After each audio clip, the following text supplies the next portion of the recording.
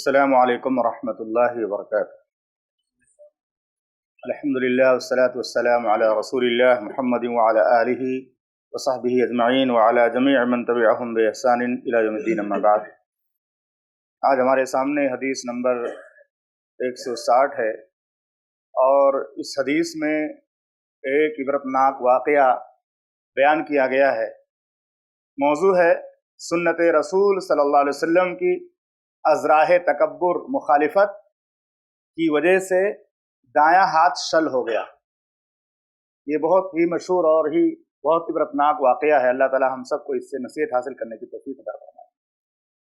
راوی حدیث ابو مسلم ہیں، اور بعض لوگ کہتے ہیں کہ ابو ایاس سلمہ بن عمرو بن الاکوع رضی اللہ تعالی عنہ راوی حدیث ہیں، بیان کرتے ہیں ان رجلا اکل عند رسول اللہ صلی اللہ علیہ وسلم بشمالہ، اللہ کے نبی صلی اللہ علیہ وسلم کے پاس ایک شخص نے بائیں ہاتھ سے کھانا شروع کر دیا، جبکہ دائیں ہاتھ سے کھانا سنت رسول ہے۔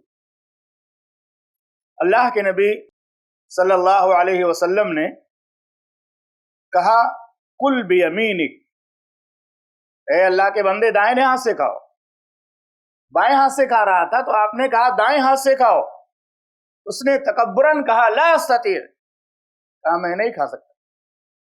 گھمنڈ کرتے ہوئے اس نے کہا نہیں کھا سکتا۔ قال لا استطعت، تو اللہ کے نبی صلی اللہ علیہ وسلم نے کہا اب تو کھا بھی نہیں سکتا، اب کھانا بھی چاہے گا تو نہیں کھا سکتا ہے۔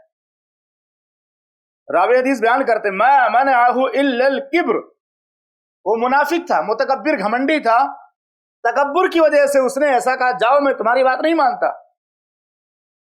فما رفعها الى فیہ، اس کے بعد اس کا دائنا ہاتھ وہیں رک گیا، دوبارہ ہمیشہ کے لیے وہ وہیں رک گیا، دوبارہ اٹھا نہیں سکا اس کو۔ تو اس حدیث سے یہ بات معلوم ہوتی ہے کہ محمد رسول اللہ صلی اللہ علیہ وسلم کی کسی بھی سنت کا مذاق نہیں اڑانا چاہیے۔ جو سنت کی تعلیم ہے ہمیں ہمیشہ اسی کو برتنا چاہیے، اسی پر عمل کرنا چاہیے۔ آپ کو معلوم ہے یہ کون تھا؟ بسر بن رائی العیر، اور بعض روایتوں میں بشر بن رائی العیر، ایک منافق شخص تھا، منافق تھا یہ۔ اور حافظ بن حجر رحمہ اللہ اور بہت دوسرے جو ہے محققین سیرت نگاروں نے اس کے بارے میں وضاحت کی ہے کہ یہ شخص جو ہے بہت بہادر تھا، تنو مند تھا، طاقت اور قوت والا، بہادر، جنگجو، لیکن منافق تھا۔ اسے اپنی طاقت پر گھمنڈ تھا کہ مجھے کیا ہو سکتا ہے، میں تو ہاتھ اٹھا سکتا ہوں۔ لیکن نبی اکرم صلی اللہ علیہ وسلم نے جب دیکھا کہ یہ تکبر کرتے ہوئے میری سنت کا مذاق اڑا رہا ہے، نبی صلی اللہ علیہ وسلم نے بد دعا دی۔ آپ ناراض ہو گئے، آپ کی زبان سے جملہ نکلا لا استطعت، تو طاقت نہیں رکھے گا، اٹھا نہیں پائے گا اپنے ہاتھ کو۔ پھر وہ اٹھا نہیں پایا۔ معلوم کیا ہوا کہ بہادری اور طاقت اس کے کچھ کام نہ آئی، طاقتور ہونے کے باوجود بھی ہاتھ وہ رک گیا اور شل ہو گیا وہیں پہ، اس کے بعد دوبارہ اٹھا نہیں سکا۔ تکبر کی وجہ سے اور تکبراً سنت نبی صلی اللہ علیہ وسلم کی مخالفت کی وجہ سے اللہ نے اسے دنیا میں ہی ذلیل و خوار کر دیا، لوگوں کے سامنے ذلیل ہو گیا۔ یہ نبی کی سنت کی مخالفت کا انجام ہے۔ ہمیں اور آپ کو خود بھی ڈرنا چاہیے، لوگوں کو ڈرانا بھی چاہیے، کسی بھی سنت کا مذاق نہیں اڑانا چاہیے۔ اور ایک حدیث بڑی مشہور ہے، ہم اور آپ سنتے رہتے ہیں کہ کوئی شخص اگر امام سے پہلے اٹھ جاتا ہے، اپنے سر کو اٹھاتا ہے، تو اس کے بارے میں بھی اللہ کے نبی صلی اللہ علیہ وسلم نے فرمایا اس سے ڈرنا چاہیے کہ اللہ اس کے سر کو کہیں گدھے کا سر نہ بنا دے۔ یہ سنت کی مخالفت بھی بہت خطرناک ہے، نبی صلی اللہ علیہ وسلم نے وضاحت فرمائی۔ بہت سارے لوگ نہیں جانتے یا جانتے ہوئے بھی لاپرواہی کرتے، امام ابھی سجدے میں اٹھ کر کھڑے ہو جاتے، تو اس کو بھی ہمیں دھیان میں رکھنا چاہیے۔ چند مسائل اس سے ثابت ہوتے ہیں۔ پہلا مسئلہ اس سے معلوم ہوا کہ کھانا اور پینا داہنے ہاتھ سے، جب تک کوئی پیچیدگی نہ ہو، کوئی عذر نہ ہو کہ آدمی کا ہاتھ کٹ گیا ہو یا معذور ہو گیا ہو، تب تک اس کو داہنے ہاتھ سے ہی کھانا اور پینا چاہیے۔ یہ سنت رسول، اور اس سنت کو عام کرنا چاہیے۔ دوسری بات یہ معلوم ہوئی کہ تکبر یہی گناہوں کی جڑ ہے۔ تکبر سے انسان بہت سارے گناہ کرتا ہے۔ جس کے اندر تکبر ہو گیا، بہت سارے حقوق اور بہت ساری چیزوں کو پامال کرتا ہے اور وہ ادا نہیں کرتا، اور گھمنڈ کرتے ہوئے بہت ساری چیزوں کا انکار کر دیتا ہے۔ اس شخص نے تکبر میں نبی صلی اللہ علیہ وسلم کا حکم ٹھکرایا، دنیا میں ہی معذور ہو گیا۔ تیسری بات یہ معلوم ہوئی کہ نبی اکرم صلی اللہ علیہ وسلم کی بد دعا فوراً قبول ہو گئی۔ उसी मजलिस में जैसे आपने कहा फौरन कबूल हो गई। ये नबी सल्लल्लाहु अलैहि वसल्लम के मौजज़ात में से कि अगर आप बद्दुआ कर दें किसी के बारे में तो अल्लाह ताला उसको फौरन कबूल कर लेता था। चौथी बात मालूम है कि सुन्नत का हुक्म चाहे छोटा हो चाहे बड़ा हो मानना लाजिम है।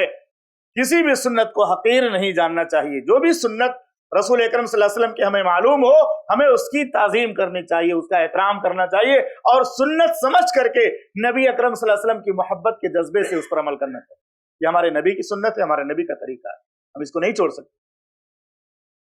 और इसी तरह से पांचवी बातें मालूम हुई कि कभी कभी अल्लाह ताला गुनहगारों को दुनिया में सजा दे देता है। गुनहगारों को कभी कभी अल्लाह ताला दुनिया में सरेआम सजा देता है ताकि लोगों को पता चले, नसीहत लोगों को मिले, इबरत हो जाए लोगों के लिए कि ऐसा नहीं करना चाहिए, इस तरह सुन्नत की मुखालिफत नहीं करना चाहिए, वरना अल्लाह ताला नाराज हो जाएगा तो अल्लाह ताला दुनिया में लोगों के सामने जलील कर देगा। इसी तरह से साहिब सुब्हुल सलाम फरमाते हैं जब आदमी कई लोग एक साथ बैठे हों तो खाने के आदाब में से कि साथ खाने वाले को तकलीफ न दिया जाए। कई लोग बैठे हो तो अच्छे से खाओ, जो सामने है उसको खाओ, सामने वाले को तकलीफ ना हो, अखलाक के साथ खाओ। और एक अहम बात उन्होंने लिखी है, इस पर हमें ध्यान देना चाहिए। बहुत सारे लोग इसका लिहाज नहीं करते। जैसे कोई चीज सालन है, चावल है, तो मिक्स है, मिला हुआ है, तो अब सारे लोग उसमें बहुत कभी कभी सारे लोग उसमें हाथ डालकर खाते हैं, तो बहुत सारे लोगों को कराहियत होती है। इस तरह की अगर चीज रहे जो शोरबे वाला और मिला मिक्स रहे ना, तो एक किनारे कर देना चाहिए। अलग अलग लोगों को कोशिश करना चाहिए जो लोगों का हिस्सा अलग अलग किनारे करके वो खाएं, क्योंकि कभी कभी इंसान उससे कराहत और घिन महसूस करता है।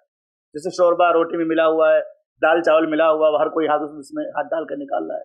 आप देखें कि कोई खाना आपने बना करके रख दिया, वो खराब नहीं होगा, लेकिन आपने हाथ डाल दिया उसमें, 1-2 घंटे में खराब हो जाएगा। तो कोशिश करना चाहिए कि इस तरह की चीजें अलग अलग बर्तन में खाएं, कि बस हर आदमी अपना हाथ उसमें डाल रहा है और हर किसी को उसकी कराहियत हो रही है, तो बचना चाहिए। उन्होंने लिखा है कि खास तौर से शरीद और शोरबे वगैरह का मिला हुआ जो खाना रहता है उसमें एक साथ कई लोगों का हाथ डालना, इससे लोगों को कराहत होती है, इसलिए अलग अलग बर्तन में अगर हो जाए तो ज्यादा बेहतर है।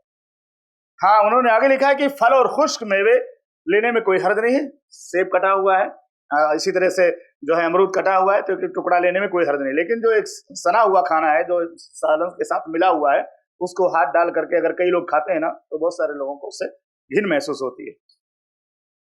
खुलासे कलाम ये कि नबी अकरम सल्लल्लाहु अलैहि वसल्लम ने जो शख्स को बद्दुआ दी थी, उसके जिद और हठ धर्मी की वजह से और तकब्बुर की वजह से दी, और उसकी वजह से वो जलील ख्वार हो गया।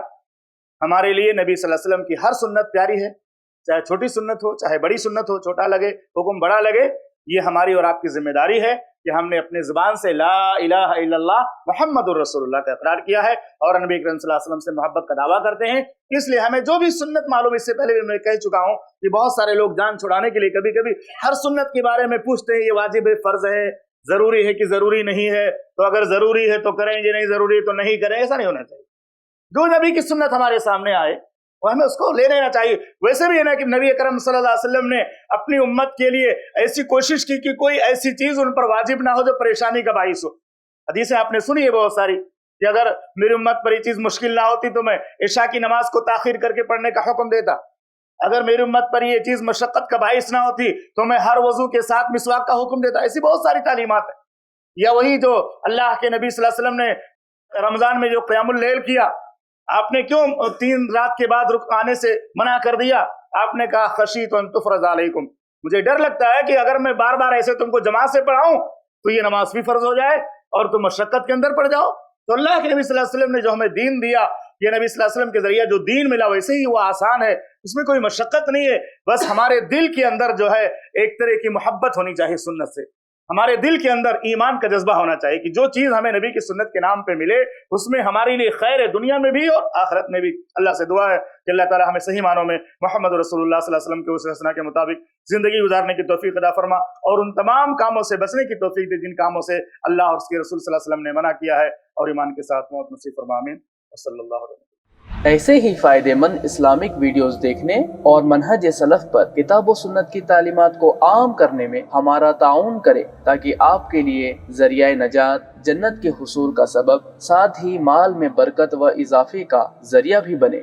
आमीन। जज़ाकल्लाहु खैरन।